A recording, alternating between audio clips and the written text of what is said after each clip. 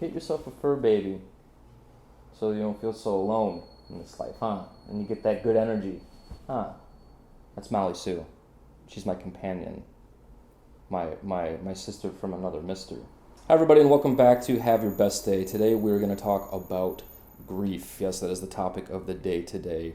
And unfortunately for a lot of us out there, that is something that we have had to deal with on a regular basis and maybe don't have the tools that we need in order to function properly and progress, maybe get out of that funk. So I want to talk about my experience with grief in the last couple years, and maybe it can help some of you out there, and we can just be there for one another. So if that sounds interesting to you, stick around.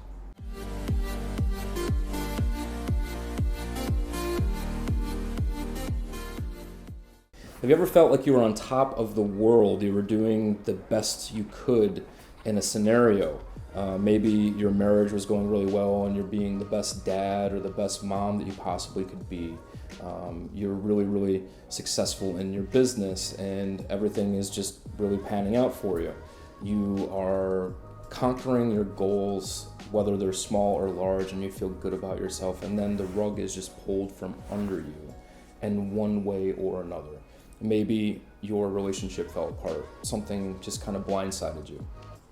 Maybe you're dealing with the loss of a loved one. Maybe you lost your job unexpectedly.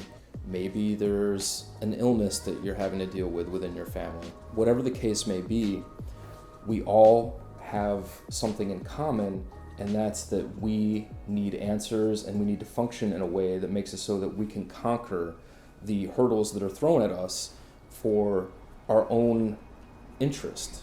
For me, nearly 3 years ago this October 20th, 2020, my best friend and my partner in filmmaking passed away unexpectedly.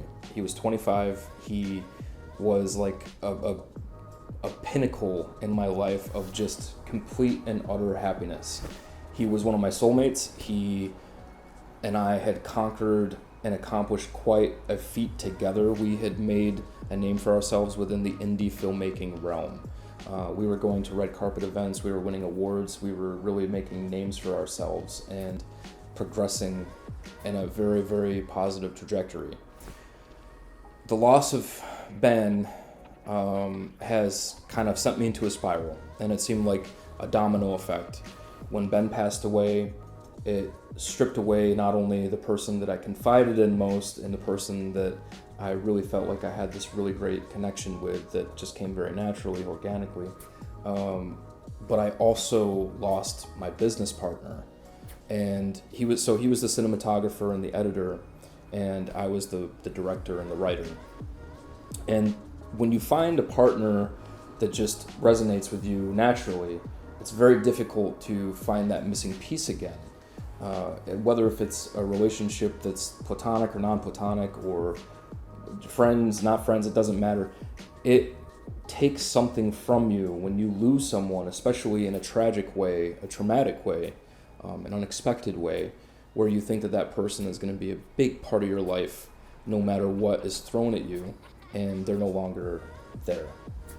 For me personally, my journey started, my journey into a spiral, my journey into having to learn to pick myself back up and put myself back on the horse and really take self-care and self-love super seriously for my own sake.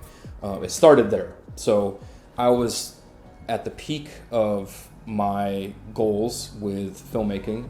I was working full-time. I was going to school full-time. I was making all these things happen. I was engaged. And it sent me into this place, this really, really awful place of not wanting to communicate, not having any direction, not having the energy to really deal with even the simplest of tasks in my daily routine. Molly, you need to knock it off. Go, go, go, go. Go. Thank you. When we don't communicate with our partners or our friends, we then isolate and we create more problems for ourselves and the people around us. People don't know how to help us, we don't know how to help ourselves, and it's just this whirlwind of creating a bigger issue than it needs to be. And that's kind of where I was at. I did not communicate with my now ex-fiance. She didn't know how to deal with and or support me the way that I felt like I needed to be supported, and that's not on her, but it was just a mishmash of really awful experiences where then that turned into a failure as well. And then I got involved in jumping from one thing to the next as far as women go, constantly searching for someone to make me happy and me not focusing on making myself happy. So I was relying on others to fill that void, and it made it very difficult for me to have a daily routine or a daily experience without feeling frantic and disheveled.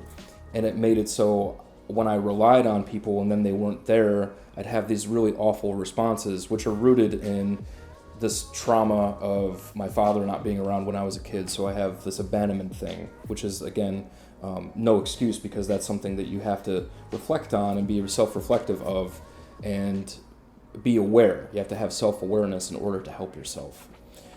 So all these things are happening, and it's like you just are begging for someone to give you a life raft, but you need to look at yourself in the mirror, because you are your own best asset for a life raft. At the end of the day, we only have ourselves, our friends, our family. Someday they might not be there. Someday your mother's not going to be there, your father's not going to be there, your grandmother's not going to be there. Maybe you'll have some kind of falling out with a friend, or maybe it's just life that catches up to you both, and you just don't have the time because of kids or marriage or this or that or occupation. But at the end of the day, we make time for the people that are important to us, and we make time for the people that we love. But you need to make time for yourself. You have to come first. For all of you out there, I am someone that is a natural healer. I like to take care of other people. It gives me a sense of fulfillment in order to feel like I'm providing somebody with the nurturing care that they deserve.